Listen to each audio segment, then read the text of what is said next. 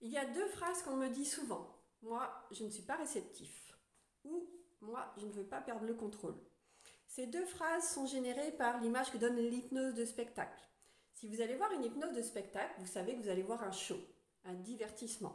Soit vous avez envie de vous amuser, et là vous serez réceptif, soit vous ne voulez surtout pas aller sur scène. Par exemple, moi, si je vais voir un tel spectacle, alors que j'adore l'hypnose évidemment, vous pouvez être sûr que je ne vais pas adhérer et je ne vais pas aller sur scène parce que je ne vais pas vouloir me mettre en avant devant des gens dans ce spectacle-là.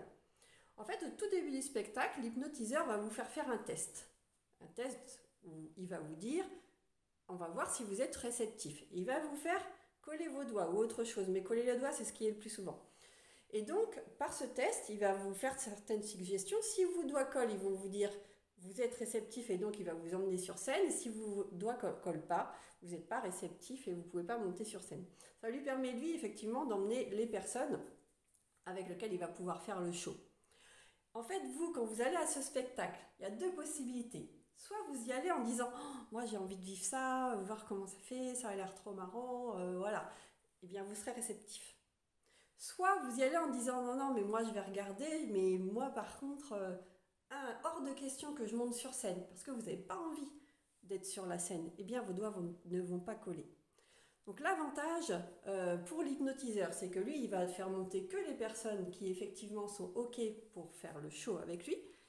Et l'avantage pour ceux qui ne veulent pas monter sur scène, c'est qu'ils vont pouvoir rester tranquilles à regarder le spectacle. Ça veut dire une chose, ça veut dire qu'en fait, vous ne perdez pas du tout le contrôle et vous gardez le contrôle. D'ailleurs, même pour les personnes sur lesquelles les doigts collent, si à un moment donné l'hypnotiseur fait une suggestion que la personne n'accepte pas, il est impossible pour lui de lui faire la chose. Par exemple, s'il veut faire la poule à quelqu'un, mais que pour la personne, c'est pas ok de faire la poule devant des gens, eh bien, elle ne fera pas la poule, il n'arrivera pas à ça. Mais si la personne veut vivre le truc pour ressentir comment ça fait, elle va y aller. Donc, vous gardez vraiment le contrôle. Et d'ailleurs, c'est très important de garder ce contrôle et c'est plutôt rassurant.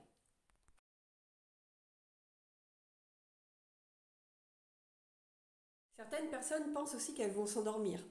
Parce que vous savez qu'aujourd'hui, l'hypnose ericksonienne est utilisée au niveau des hôpitaux. Et c'est génial parce qu'en fait, ça permet aux personnes de pouvoir être opérées sous hypnose plutôt que sous anesthésie. Alors, ça peut donner cette image que quand on arrive au cabinet, on s'installe et puis on dort. Mais pas du tout. Si vous dormez, il n'y a rien qui va se passer. Donc il est important pour moi et pour vous que vous restiez bien conscient et avec moi. D'ailleurs, parfois vous serez assis, mais d'autres fois vous serez debout. Si par exemple vous venez me voir pour une situation, je ne sais pas, si c'est pour du sport par exemple, eh bien on va se mettre en situation, donc on va se mettre plutôt debout. Si c'est pour parler en public, on va se mettre plutôt debout aussi.